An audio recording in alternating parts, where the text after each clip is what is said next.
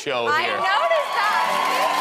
Congratulations. Thank you so much. Dunton Hot Springs in Colorado. I've been to that place. You yeah, have? I have. Abandoned ghost town, mining town, made into a hotel. Nothing more romantic than a ghost town to get married in. Feel the spirits, the new, the old. It's great. Was your family there, the whole group? Yes, my family, Charlie's family. You know, we hadn't actually ever been there until the day before, so that was really fun, too. Oh. I was part of the wedding setup. I mean, see. it was raining, and I was like, we were gathering tables, and Oh, really? it was fun. Yeah, it was Wow. really do it Very yourself. down- I noticed him backstage in a photo. Yeah, and did they all give speeches? Yeah, I had my parents make speeches, and Charlie, everyone made speeches. Well, actually, the really cool thing, so my younger brother, I have two younger brothers, one of them, Nicholas, is 20, and he's now officially Genesis's drummer. I heard that. I heard that. It's wild. At Madison Square Garden with Charlie, and it was Genesis, and then my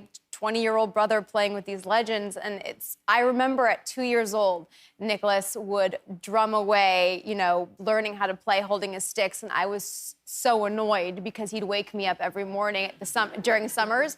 I'd be like, shut up, it's so noisy, and then, like, you know, however you play drums, I don't know. I'm not a drummer, clearly. And it would just be so noisy. And now I was brought to tears because I'm just watching him going like, Oh, that's "You're a very prodigy." sweet. And done, I think, with the U.S. Had you seen him? I think about 3 years ago he did his solo tour, and Nicholas was drumming with him starting at 16, which is just wild. That's crazy. But yeah, it had been a minute. It was really fun, and I was sitting next to Nicholas's girlfriend. $75 in it? Yeah.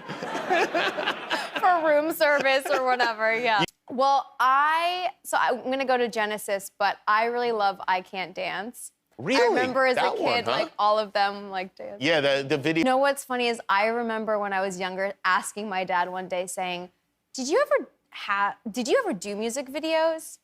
Really? He was like, what? And my older brother was like, are you kidding me? And then he gave me the box set of video cassettes, and he's like, here you go.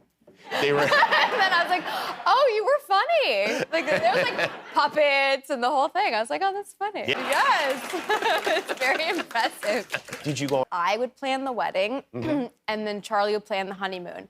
So, knowing how much I love the cold, which I don't, we went on like an Arctic circle, Really? Swedish Lapland, edge of the world Scandinavian food tour, and it was amazing, but it was freezing. No, because it was so beautiful and well thought out. I definitely was like not so cool in the fact that it was like one suitcase, like 17 flights, and lots of cold weather. Yeah. But no, it was never.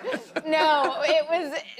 Do people? Because I know it's like. Weirdly popular is on airplanes in the sky. Every flight attendant recently has knelt down during the flight and said, do you want anything to drink? I just have to ask, is there a season 2?